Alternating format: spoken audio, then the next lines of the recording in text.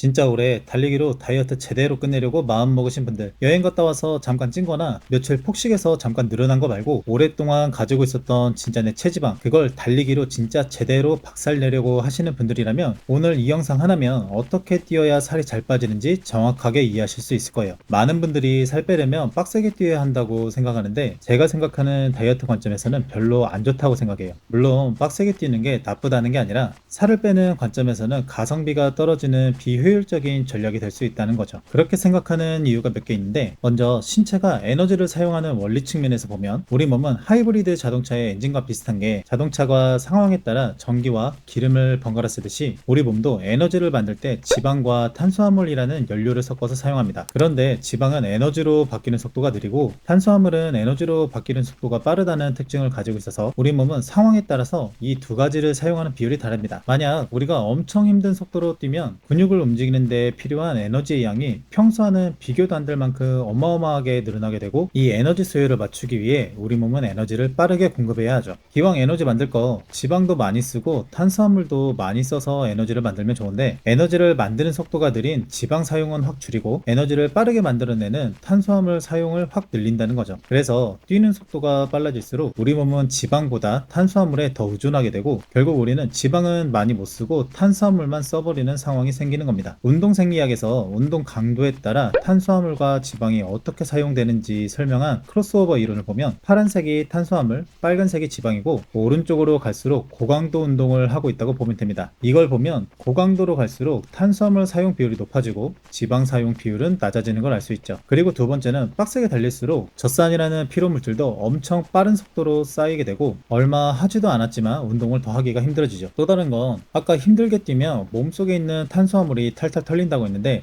우리 뇌가 이걸 비상이라고 여겨서 탄수화물을 빨리 채우라고 강하게 신호를 보낸다고 합니다. 그런데 이 신호랑 오늘 빡세게 운동했으니까 먹어도 된다라는 심적인 보상 심리가 합쳐지면 결국엔 못 참고 폭식하거나 간식을 엄청 먹게 될 수 있죠. 그래서 몸이 충분히 준비가 안 된 사람이 힘들게 뛰는 방식으로 시작해서 오랫동안 하는 건 진짜 어렵습니다. 그래서 제가 생각하는 살이 가장 잘 빠지는 달리기 속도의 진짜 핵심은 아래의 조건을 만족시키면 된다고 생각하는데, 첫 번째는 탄수화물보다 지방을 태우는 비율이 높은 속도에서 뛸 것. 이건 아까 설명한 것처럼 우리 몸은 고강도일수록 탄수화물을 주로 사용하고 저강도일수록 지방을 많이 사용하는데, 바로 이 지방을 주로 사용하는 속도로 달리는 것이 중요하죠. 두 번째는 칼로리 총 사용량이 충분히 의미가 있을 것.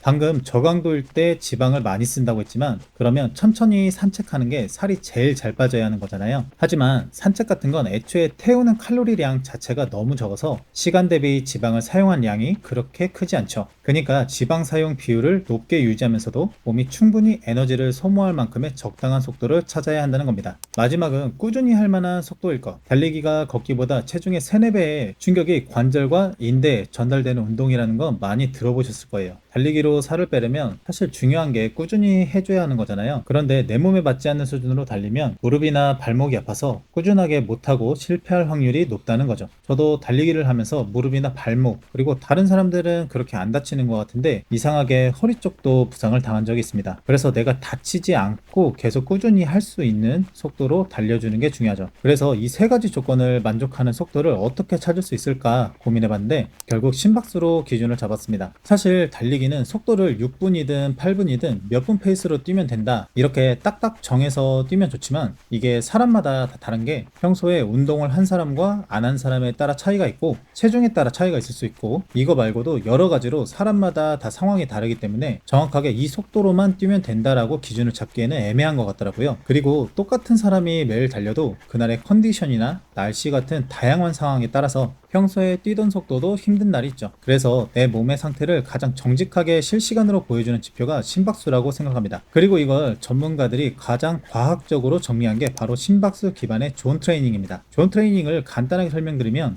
심박수 기준으로 존 1부터 존 5까지 나누고, 존 1은 산책, 존 5로 갈수록 전력 질주에 가깝다고 생각하시면 됩니다. 그 중에서 우리가 다이어트를 위해 가장 주목해야 하는 구간이 바로 존 2 구간입니다. 이 구간이 이유만이 바로 지방 사용 비율도 높고 소모되는 칼로리도 유의미하고 지나친 무리 없이 오래 달릴 수 있는 밸런스를 갖춘 가성비 지점인 거죠. 그리고 진짜 좋다고 생각하는 장점이 하나 더 있는데 꾸준히 존투 훈련을 하면 몸 자체가 예전보다 지방을 더 많이 태우는 몸으로 아예 업그레이드가 된다는 겁니다. 본인의 존투 심박수가 몇인지 모르시는 분들이 있을 수 있는데 보통은 220 빼기 나이를 해서 최대 심박수를 구하고 거기에 60%에서 70% 사이가 존투에 해당합니다. 예를 들어 35세라면 최대 심박수는 185가 되고 존투 심박수는 대략 111에서 130 정도가 되는 거죠. 그런데 이거 계산하는 것도 사실 너무 귀찮기 때문에 내 존투에 해당하는 심박수 구간이 궁금하신 분들은 네이버에 존투 심박수 계산이라고 검색하셔서 아래에 나와 있는 계산기를 활용해서 확인해 보시거나 아니면 GPT나 제미나이에 물어보는 게 제일 편한 방법인 것 같습니다. 이제 내 존투 구간이 어느 정도인지 알았으니까 존투 구간의 중간에 맞춰서 달리면 됩니다. 그 다음부터는 스마트워치를 보면서 그것보다 심박수가 높게 올라가면 속도를 줄이고 낮으면 속도를 올리는 식으로 맞춰주면 되죠. 물론 스마트워치가 없는 경우도 많기 때문에 개인적으로 그럴 때 좋은 방법이 달릴 때 입은 벌리지 않고 코로만 숨 쉬면서 달릴 수 있는지 확인해 보는 겁니다. 혹시 이제 막 달리기를 시작하신다면 아마 이 구간이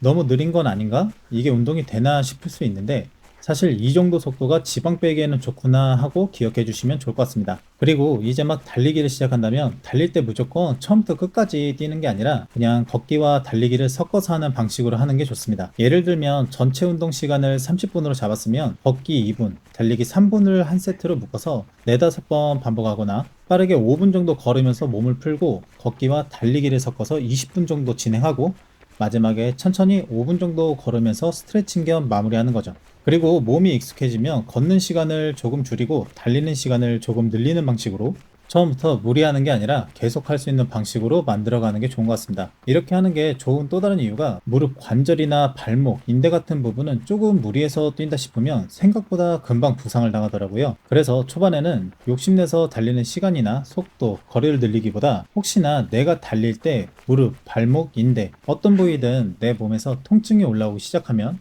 그냥 걷는 게 좋다고 생각해요. 그리고 운동을 너무 힘들게 하면 다음에 또 운동하려고 하면 진짜 하기 싫어지잖아요. 그래서 중요한 건 힘들게 뛰어서 억지로 해야 하는 운동으로 만드는 게 아니라 가볍게 뛰어서 만만하게 하기 좋은 운동으로 만드는 게 중요합니다. 마지막으로 얼마나 자주 해야 하는지 결정하는 건데 사람마다 다 다르겠지만 개인적으로는 매일 하는 게 좋은 것 같습니다. 근데 무조건 매일 하는 게 아니라 가능하면 매일 하는 방식으로 하는 거죠. 이건 제가 이런저런 운동을 하면서 많이 느꼈던 건데 사실 운동하다 보면 스케줄 때문에 못하기도 하고 컨디션이 너무 안 좋아서 못하는 날이 생기기도 하죠. 그리고 무조건 주 몇 회 할 거다, 월수금에는 무조건 할 거다 라고 딱 정해놨는데 그 중에서 하루만 놓쳐도 뭔가 흐름이 끊기거나 살짝 강박이 생겨서 이때 못했으니까 무조건 내일은 채우겠다 하면서 억지로 텐션을 올리다가 결국엔 실패한 적도 많습니다. 이런저런 방식으로 시도를 많이 해봤는데 그나마 제일 괜찮은 건 가능하면 매일 조금씩이라도 하자라고 생각하면서 하는 거더라고요. 스케줄이든 컨디션이든 어떤 이유가 생겨서 하루 못해도 오늘 못했지만 내일은 하자라고 생각하면서 하니까 다음날 다시 이어서 하는 것도 훨씬 쉬웠습니다. 중요한 건 그냥 이때쯤에는 나가서 움직인다는 기준을 만드는 게 좋은 것 같습니다. 저도 달리기로 다이어트를 열심히 하는 중이지만 이 영상을 보시는 여러분도 달리기를 통해 다이어트를 꼭 성공하시기를 바랍니다.